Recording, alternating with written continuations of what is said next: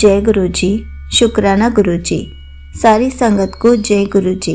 संगत जी, क्या आपको भी गुरु जी से ऐसे ही ब्लेसिंग्स मिलती हैं? क्या आपको भी ऐसे ही गुरु जी के मैसेजेस आते हैं? क्या आप भी उसके बाद अपने आप को ब्लेस्ड फील करते हैं? इसी पर एक आंटी जी का सत्संग सुनाती हूँ, जिसमें उन्होंने इन सारी बातों को बहुत अच्छे से एक्सप्लेन किया है। ये सत्संग पूरा ज़रूर सुनिएगा, आपको बहुत अच्छे आंसर्स मिलेंगे। तो चलिए आंटी जी का सत्संग सुनाती हूँ।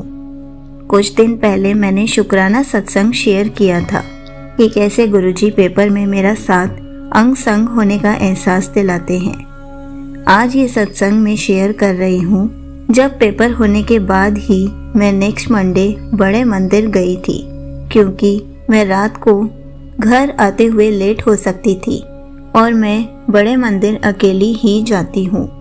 घर से मेरे अलावा और कोई जाता नहीं है, इसलिए मैं मंडे ही जा सकती थी ताकि शाम तक जल्दी आ सकूं। इसलिए मैं 1-1:30 बजे तक निकल गई। वहाँ जाने से पहले 1-2 दिन पहले ही मैंने एक सत्संग में सुना था, जिसमें बताते हैं कि गुरुजी कहते हैं कि बड़े मंदिर में जो कुछ भी होता है वो कोइंसिडेंस नहीं होता, वो सब गुरु जी की मर्जी से ही होता है। फिर उस दिन वहाँ जाने के बाद जल प्रसाद और चाय प्रसाद लेने के बाद मुझे गुरु जी ने ही ख्याल दिलवाया कि बटरफ्लाई दर्शन अगर मुझे इधर बड़े मंदिर में दिखे, क्या पता वो किसी और को नहीं सिर्फ मुझे दिखे। तभी अचानक से गुरु जी ने मुझे बटरफ्लाई रूप में दर्शन दिए। वो बटरफ्लाई ऊपर की तरफ उड़ रही थी, ब्राउन और रेड कलर की थी। वो एकदम पास नहीं थी कि कोई भी देख सके, और पता नहीं मेरी नज़र उस पे कैसे गई कि किसी और को नहीं दिखी, क्योंकि किसी और को दिखी होती, वो भी बड़े मंदिर में, तो पक्का कोई बोल ही देता कि गुरु जी ने दर्शन दिए। अगर नहीं भी बोलते तो कुछ तो हलचल हो ही जाती, या जो चल रहा था उससे थोड़ा सा कुछ तो अलग बिहेवियर होता, पर जैसा चल रहा था सब वैसे ही चलते रहे।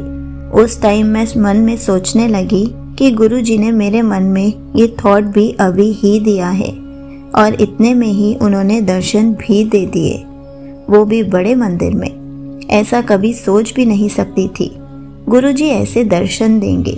दर्शन होने के बाद मैं मंदिर हॉल की सीढ़ियों पे चढ़ते हुए मेरे तो आंसू बंद ही नहीं हुए, आंसू निकले ही जा रहे थे।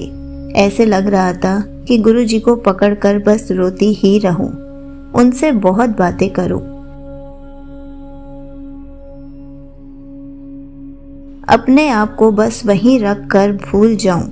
ऐसा भी लग रहा था कि गुरु जी ने खुद बुलाया है मेरे आंसू उनके सामने बाहर निकलने के लिए, ताकि हम अपने अंदर से प्योर हो सके। बड़े मंदिर जाने से 4-5 दिन पहले ही मुझे रोज मैसेज आ रहे थे कि बड़े मंदिर बुला रहा हूँ।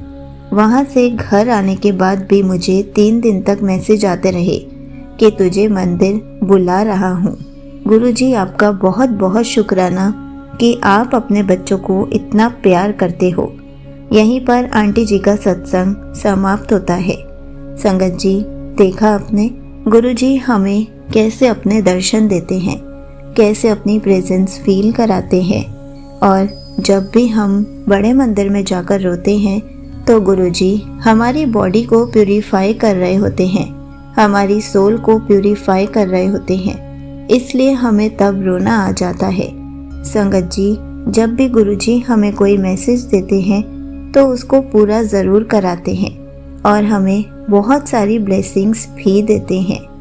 इसलिए हमेशा गुरु जी के मैसेजेस को ऐसे ही समझते रहे और खूब सारी ब्लेसिंग्स लेते रहे। जय गुरु जी, शुक्राना गुरु जी।